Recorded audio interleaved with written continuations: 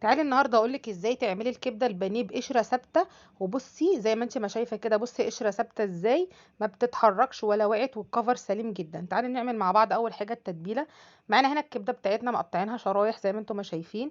التتبيله بقى يا جماعه، معانا هنا بصله صغيره مفرومه، التوابل ملح وفلفل والسبع بهارات، بصل بودر وتوم بودر، لو متاح حطي. هننزل بعصره ليمونه. اهم حاجه يا جماعه التتبيله.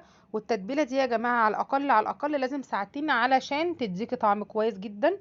خلاص احنا مش هنزود في التتبيله اكتر من كده. وهننزل بمعلقه كبيره من الخل. هنقلب بقى كل الخلطه دي كده في بعضيها. وعلى الاقل في التلاجة ساعتين، مش اقل من كده. عايزه تبيتيها في التتبيله بيتيها زي ما قلت لك.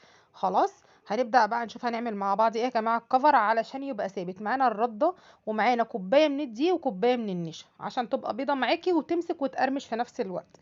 خلاص هنبدأ نحط بقى الخليط ده، ونبدأ بقى ايه، نبدر الكبدة بتاعتنا. خلاص يبقى دقيق ونشا و... والردة. خلاص هنبدأ بقى نخلص بقى مع بعض كمية الكبدة بتاعتنا. هتديكي قشرة ثابتة جدا. خلصنا بقى، بصوا بقى يا جماعة، في زيت يعني اقل من الوسط كده، انا لسه مش معلية النار عليه. خلاص القشره بصي ماسكه معاكي، مش هتفك خالص، بس امشي بنفس الخطوات اللي انا وريتها لك كده. طبعا احنا مش هنطول على الكبده على النار، عشان هي ما بتاخدش سوا. خلاص عشان ما تشدش معاكي في الاكل، تبقى طريه هي، يا دوبك تشم بس النار وتاخد اللونين على الوشين وخلاص، وبتطلعيها مش اكتر من كده. خلاص. وهنبدأ بقى نعمل مع بعض الكبدة كلها بنفس الطريقة. خلاص بص زي ما انتم ما شايفين القشرة ثابتة، ما اتحركتش خالص من مكانها.